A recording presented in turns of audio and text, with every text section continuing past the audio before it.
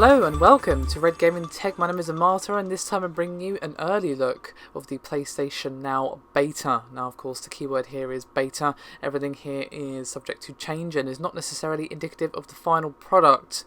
And of course, because it is a beta, there are currently no prices available on PlayStation Now. It's all free in the beta period. So I can't comment on pricing at the moment, but of course I will be commenting on it when we actually have some prices with which to comment on.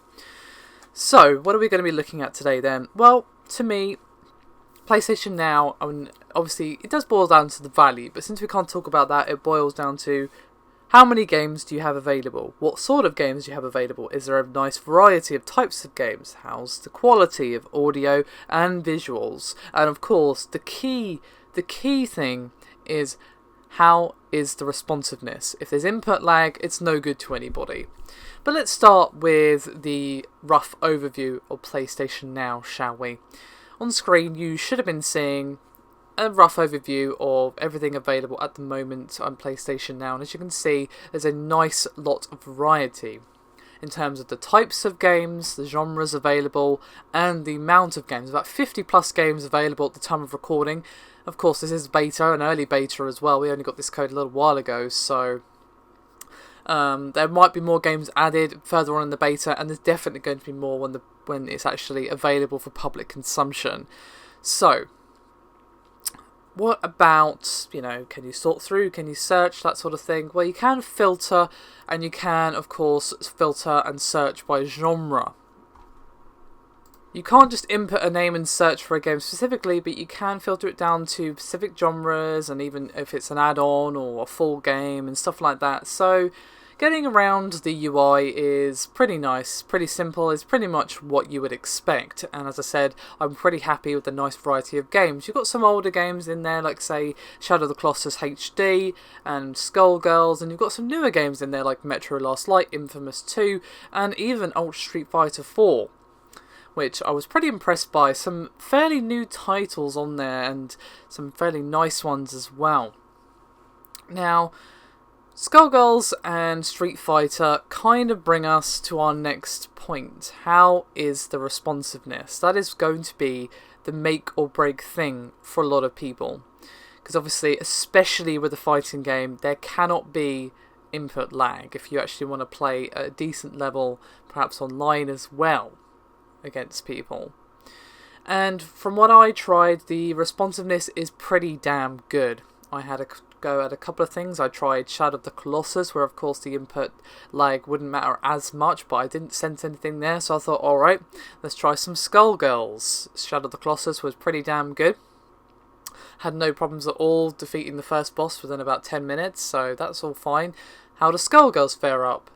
And the answer is pretty damn good. I didn't detect any significant input lag at all. Now that is in the single player.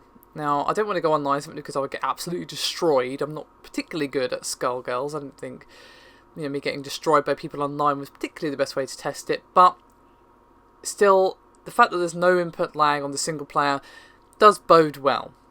There's a bit of action on screen right about now where you should see not only some single player fights but also practice mode where you can see the inputs I'm putting in and what is exactly happening on screen. And while I did have some frustrations with trying to get the dash, it might have just been me not doing it correctly, but it did seem to have some problems picking that up. It might have just been me though, so I'm not going to super hold that against the game, but it is possible it was the game. But yeah, so Skullgirls, very responsive. I was pretty happy. I didn't feel like I was being impaired by the lag or anything like that at all. It felt pretty damn responsive, and as I said previously, the same goes for Shadow of the Colossus.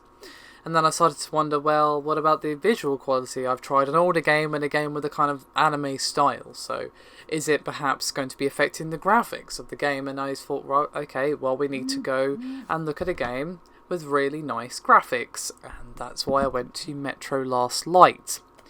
And from what I can see, no, if I manage to get my hands on some footage, I will throw it up against Metro Last Light here as well. If not, I will link a video in the description below this video to one of our old Metro playthroughs, and so you can have a little look yourself. But I didn't see anything that made me go, oh no, that doesn't look right. Metro is of course a very nice looking game. So that's why I thought, that's a good test to see.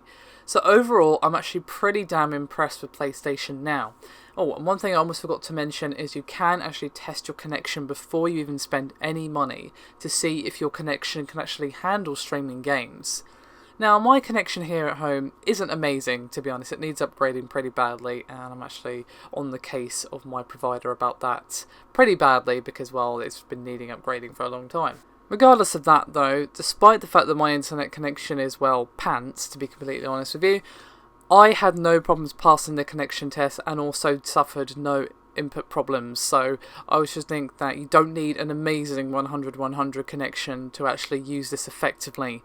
As I said, this is an early impressions. I'm going to be doing some more testing to do a complete review, and of course I will be doing another one when the product is actually released. I'm probably going to be speaking more about pricing on that particular one, but still overall I'm pretty damn impressed with PlayStation Now, and it's looking very promising indeed. Anyway guys, thank you very much for watching, and I'll see you next time.